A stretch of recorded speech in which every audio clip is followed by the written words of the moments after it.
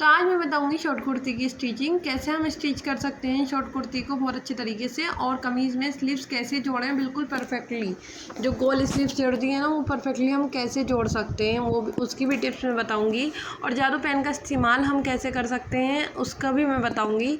तो वीडियो को बिल्कुल भी स्किप नहीं करिएगा, पूरी वॉच करिएगा, पूरी देखिएगा, बीच में से बिल्कुल भी स्किप नहीं करिएगा, क्योंकि इसमें टिप और ट्रिक्स मैं बताऊँगी एक कुर्ती सिलने की, फुल कुर्ती स्टिच चाहिए।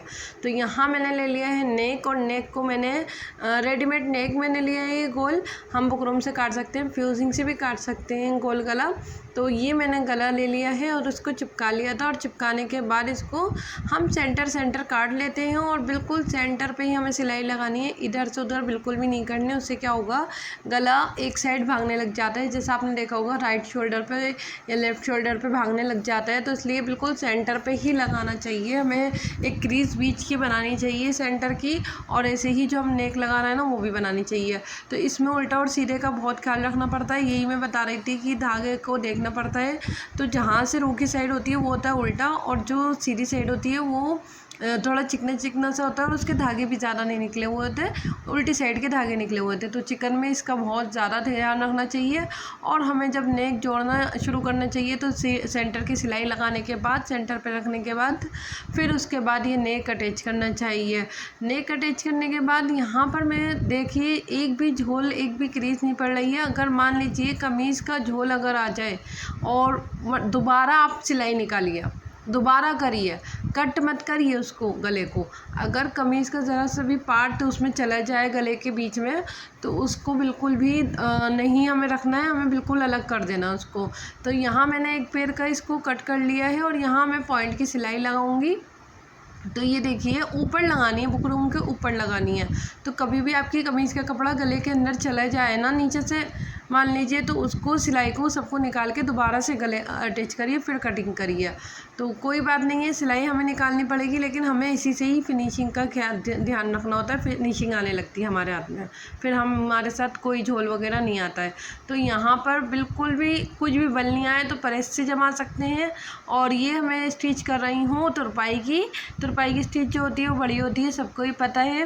तो यहाँ मैं तुरपाई की स्टिच कर रही हूँ, और ये फ्रंट गला मेरा तैयार हो गया है नेक का।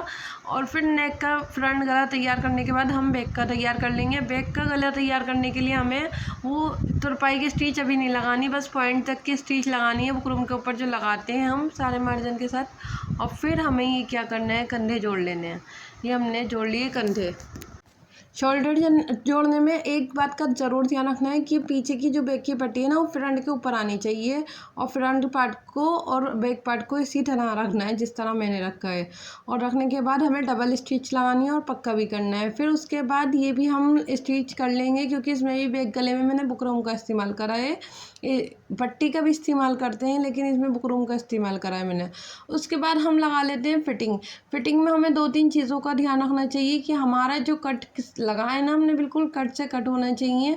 और ये जो आर्म होल है बिल्कुल हमें सही बिठाना चाहिए, कि हमारा जो आर्म होल है वो पीछे के गले में जो जाता है ना वो इसी वजह से जाता है कि हम सही नहीं फिटिंग कर लगाते हैं।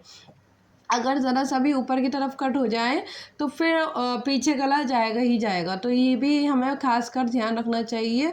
और उसके बाद जब हम दूसरी फिटिंग लगाते हैं इस तरह उल्टी करके लगाते हैं, और जितना भी हमारा जैसे कि बैक का पार्ट जो है ना वो आगे की तरफ आ जाता है, तो इसमें थोड़ा हो गया था, तो ये कपड़ा हमें बाहर की तरफ निकाल लेना चाहिए। वैसे मेरा होता नहीं है, लेकिन इसमें हो गया था, किसी किसी में कॉटन में खिंचा हुआ जाता है तो हो जाता है ऊपर नीचे। तो उसमें हम जो ये कपड़ा है ना काफ़ी सारा निकल लिया, एक पैर का पूरा निकल रहा है, ये 2 सूट का ही है, तो वो निकाल लेंगे। उसके बाद ये पट्टी मैंने तैयार कर ली थी, पूरी लंबी पट्टी तैयार करी थी, क्योंकि मुझे स्टेप के लिए भी पट्टी चाहिए थी।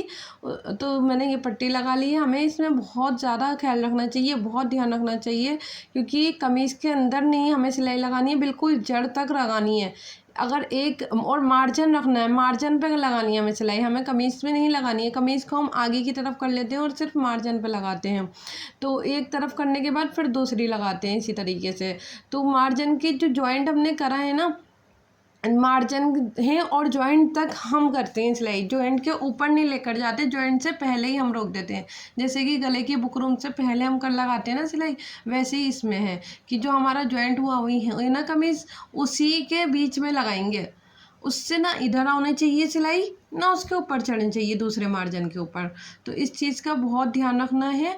देखिए आप देख सकती हैं कि बिल्कुल मेरी जो सिलाई है उससे ज़रा सी ही इतना ही फ़र्क आ रहा है, बिल्कुल हल्का एक सूत का। उसके बाद इसका चाक जब हम लगाते हैं तो उसका हमें पहले देख लेना चाहिए, चेक कर लेना चाहिए हमें कितना मोड़ना है। वो चाक मोड़ते हैं पहले हम, फिर नीचे से मोड़ते हैं, पहले ऊपर से मोड़ते हैं। और इसमें भी हमें पूरा सीधा करके ध्यान रखना चाहिए कि हमें बिल्कुल सीधी सिलाई लगानी है कि नीचे से थोड़ा बड़ा छोटा नहीं आए। इसको भी बहुत ध्यान से सीना चाहिए। तो ये हो गए थे चाक। अब आ जाती है बारी इसकी, जो मैंने पेन के निशान इसमें लगाए थे। बहुत ही मुझे बहुत अच्छा लगता है ये जादुई पेन, क्योंकि इसमें क्या होता है चौक के निशान हमें मिटाने में मुश्किल हो जाती है, प्रॉब्लम आ जाती है। और वाइट कपड़े में तो वो ज़्यादा ही आ जाती है वाइट कपड़े में, लेकिन इसमें ऐसा नहीं होता है। इसमें हम प्रेस लगाते हैं और सारे जो हमने निशान लगाए थे सब गायब, बिल्कुल कोई नहीं कह सकता इसमें कोई ड्राफ्टिंग का निशान है। तो यहाँ पर स्लीव्स को स्टिच कर लेंगे।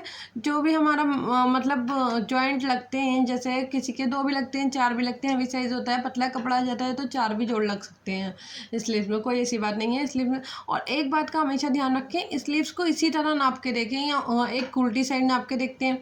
देखिए हम कर तो लेते हैं, निशान लगा लेते हैं, मैं भी लगाती हूँ निशान, लेकिन फिर भी छोटा बड़ा आ जाता है। तो उसमें क्या करें, जो हमने एक स्लीव अटैच करी है ना, उससे फिर दूसरी स्लीव्स को ज़रूर नाप लें। उसकी जो बॉटम होता है नीचे का, उसको ज़रूर नाप लें ताकि हमारी बिल्कुल बराबर ही स्लीव्स आए, ज़रूर नापें। और देखिए ये हमें उल्टी साइड रखनी है, पहले उल्टा पूरी कमीज़ को उल्टा रखना है।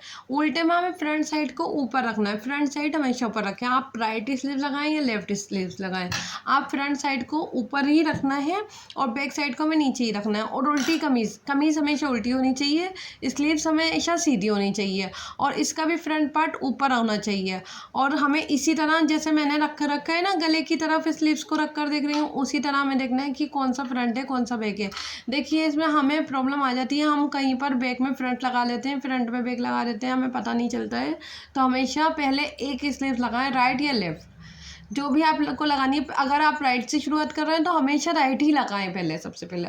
और लेफ़्ट से शुरू कर रही हैं, लेफ़्ट आपको सही लगती है पहले लगाने, तो लेफ़्ट ही पहले लगाएं।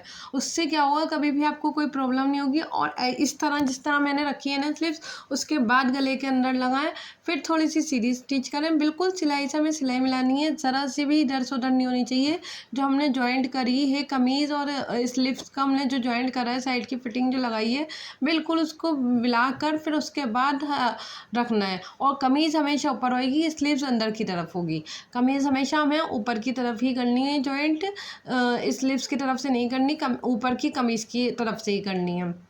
तो ये थी शॉर्ट कमीज़ की वीडियो।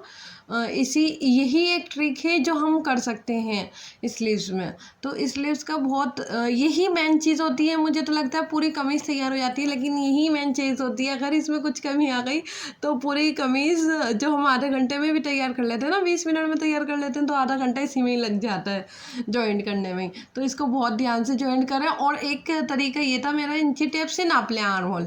जितना आर्म होल हो रहा है ना, हमने चलो ड्राफ्टिंग करी है, जितना हमारा आर्म होल हो रहा है ना, वही हमें स्लीव्स में उसी टाइम पर जब हम स्टिच कर रहे हैं वही आर्म होल हमें नापना है। जैसे ही 10 इंच आ रहा था आर्म होल, वही 10 इंच मैंने स्लीव्स पे निशान लगाया, तो मेरा बिल्कुल परफेक्ट था। जो मैंने ड्राफ्टिंग करी थी वो परफेक्ट आ रही थी।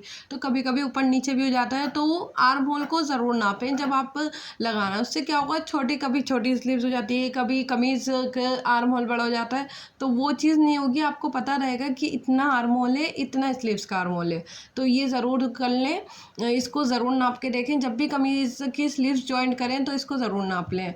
उसके बाद होती है ये स्टेप। लास्ट हमारा यही है कि हमें स्टेप पट्टी लगानी होती है। तो स्टेप पट्टी कभी भी सिलाई से ऊपर नहीं करनी, कंधे के ऊपर नहीं करनी, सिलाई से नीचे ही करनी है। जो हमारा मार्जिन है ना, उसी के ऊपर आपको स्टेप पट्टी लगानी है। अगर मान लीजिए ज़रा सी भी इधर सिलाई आ जाती है तो हमारे शोल्डर में झोल सा पड़ जाता है, फिर हमें दोबारा से सिलाई निकालनी पड़ती है। तो हम सही तरीके से काम करेंगे तो हमें ये करना भी नहीं पड़ेगा। और ये स्टेप पट्टी भी तैयार है। तो वीडियो पसंद आए तो लाइक करिए, शेयर करिए, कमेंट करिए। और कोई भी बात पूछनी हो सिलाई से रिलेटेड तो आप कमेंट में पूछ सकती हैं। अल्लाह हाफिज़, अस्सलाम वालेकुम। तो देख सकती हैं स्लीव्स का लुक।